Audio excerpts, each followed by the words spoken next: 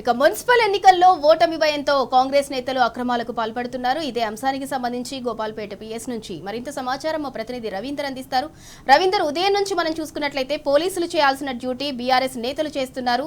ఇప్పుడు తిరిగి reverse BRS నేతలను పోలీసులు అయితే అక్రమంగా అరెస్ట్ చేశారు. దానికి సంబంధించి పూర్తి డీటెయిల్స్ ఏంటి?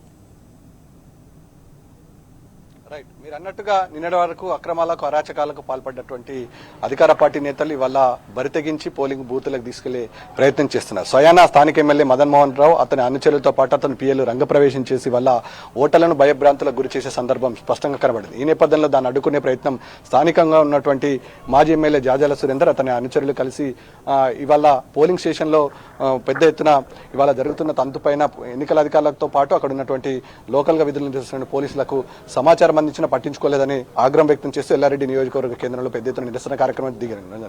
ఈ నేపథ్యంలో గత కొద్ది రోజుల నుంచి ఎల్లారెడ్డిలో పరిస్థితి ఉద్రిక్త వాతావరణం ఉంది. ఈ అంశాన్ని అనేక పర్యాలు స్థానికంగా ఉన్నటువంటి నేతలతో పాటు మాజీ ఎమ్మెల్యే సురేందర్ ఈ పాటికి అక్కడ ఉన్నటువంటి జిల్లా అధికారులకు ఎన్నికల అధికారులకు విజ్ఞప్తి చేసినా పట్టించుకోవడం లేదు. ఇవాళ బరితెగించి ఎలాగైనా ఎన్నికల నుంచి బయటపడాలని ఒక దురుద్దేశంతో అధికార పార్టీ చేస్తున్నటువంటి అక్రమాలు అంతా ఇంత కాదు, పెద్ద ఎత్తున రిగ్గింగ్ పాల్పడుతున్నారు. అదేవిధంగా స్థానికంగా ఉన్నటువంటి లీడర్లు బెదిరిస్తున్నారు. ఎంతకైనా బరితెగించి ఎట్లాగో ఎల్లారెడ్డి మున్సిపల్ని కైవసం చేసుకోవాలనుకుంటున్నారు. మనతో పాటు మాట్లాడడానికి ఎల్లారెడ్డి మాజీ ఎమ్మెల్యే సురేందర్ గారు చెప్పండి, ఏంది పరిస్థితి? ఓవరాల్ గా చూస్తే ఇవాళ ప్రజాస్వామ్యం ఉన్నట్ట, ఎల్లారెడ్డిలో లేనట్ట?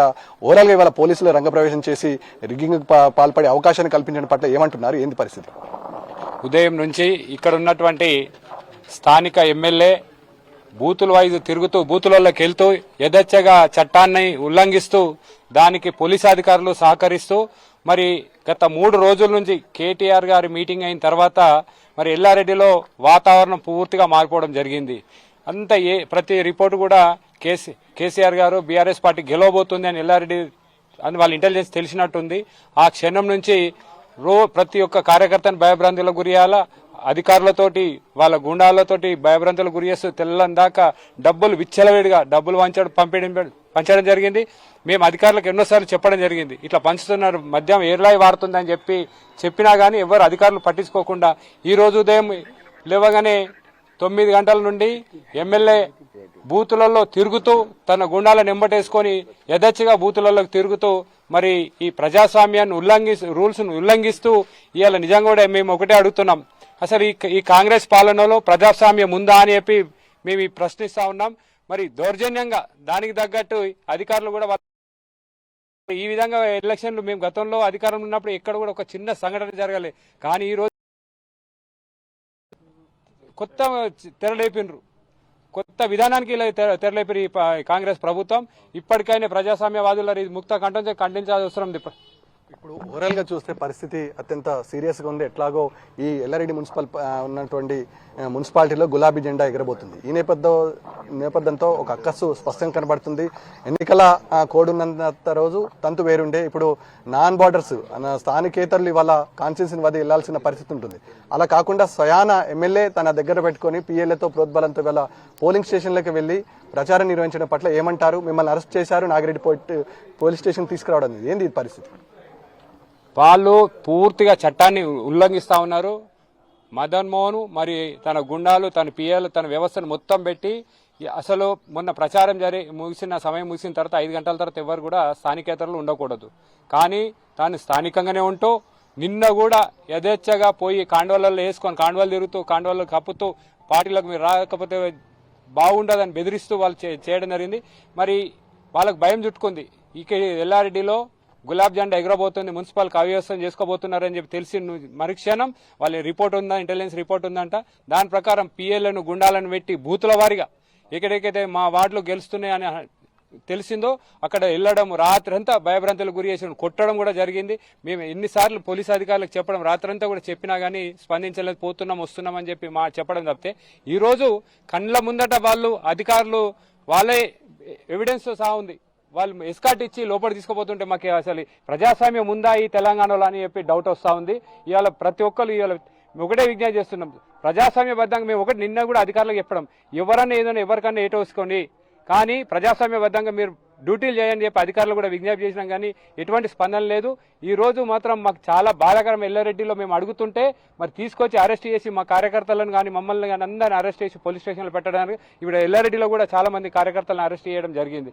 మరి ఎంత అరెస్ట్ చేసినా ఏం చేసినా మరి కేసీఆర్ గారి నాయకత్వంలో బీఆర్ఎస్ పార్టీ ఇంకా బలపడుతుంది. ఇది కూడా ఎన్నికల లాజికే. ఎల్లారెడ్డి నియోజకవర్గ కేంద్రానికి ఈ ఉన్నట్టు గోపాల్పేట్ పిఎస్ దాదాపు 18 కిలోమీటర్ల దూరం. ఇలా ఇవాళ మిమ్మల్ని నిర్బంధించేసి అక్కడ ఎలాంటి పరిస్థితినైనా చేసుకోవచ్చు అనే ఒక దృఢ సంకల్పం స్పష్టంగా కనబడుతుంది. ఈ నేపథ్యంలో ఎన్నికల పోలింగ్ అయిన నుంచి పరిస్థితి అత్యంత సీరియస్గా ఉంది. మరికొద్ది గంటల్లో పోలింగ్ ముగించబోతుంది. ఇక్కడ ఉన్నటువంటి నాయకులకు కానీ ముఖ్యంగా ఎన్నికల అధికారులకు మీరు ఏమని విజ్ఞప్తి చేయబోతున్నారు పార్టీ తరఫున? మేము అందరు ఎన్నికల అధికారులు కావచ్చు, పోలీస్ వ్యవస్థ కానీ మాకు వ్యవస్థ అంటే కొద్దిగా నమ్మకం ఉంది, గౌరవం ఉంది. మేము ఒకటే మీ విజ్ఞప్తి చేస్తున్నాం, ప్రజాస్వామ్య విధంగా జరిగే ఎన్నికలు సజావుగా జరిపించండి. కానీ ఆ గుండాలను పెట్టి మేము ఇక్కడికి అరెస్ట్ చేసి నన్ను తీసుకొచ్చిన తర్వాత కూడా గండిమాసన్పేట, బాలాజీనగర్, తాండా యథాచగా తిరుగుతా ఉన్నారు. ఇప్పటికీ ఎల్లారెడ్డిలో ఉంటూ అసలు ఆయన ఇక్కడ స్థానికుడు కూడా కాదు. ఇప్పుడు మా ఎల్లారెడ్డి నియోజకవర్గంలో పుట్టినోడు కూడా కాదు. ఆధార్ కార్డు ఎక్కడో ఉంది. మరి ఇక్కడ ఉన్నటువంటి ఆ స్థానికేతరుడు వచ్చి ఇలా ప్రజాస్వామ్యబద్ధంగా జరిగిన ఎన్నికను మరి ఎంత ఉల్లంఘన చేస్తుంటే కూడా మరి ఏం చేస్తున్నారు ఈ వ్యవస్థ అని అడుగుతున్నాం. ఇప్పటికైనా మించిపోయింది ఏం లేదు. అధికారులకు కూడా విజ్ఞప్తి చేస్తున్నాం, మీరు వెంటనే ఆయన అక్కడిని పంపించేసేయండి. ప్రజాస్వామ్యం శాంతియుతంగా ఎన్నికలు జరపండి. మాకు వ్యవస్థ మీద ఒక గౌరవం ఉంది, నమ్మకం ఉంది. ఎందుకంటే మేము కేసీఆర్ గారి నాయకత్వంలో పనిచేస్తున్నాం. మాకు అదేవిధంగా డిసిప్లిన్ నేర్పించండి. అధికారంలో ఉన్నప్పుడు అయితే చాలా బాధ్యతగా ఉండేవాళ్ళం. గతంలో మేము అధికారంలో ఉన్నప్పుడు ఏ ఒక్క సంఘటన జరగలేదు ఎల్లారెడ్డిలో కానీ ఇక్కడ కానీ. మరి ఈ రోజేమో గుండాయిజం, పోలీస్ వ్యవస్థను పూర్తిగా వాడుకోవడం.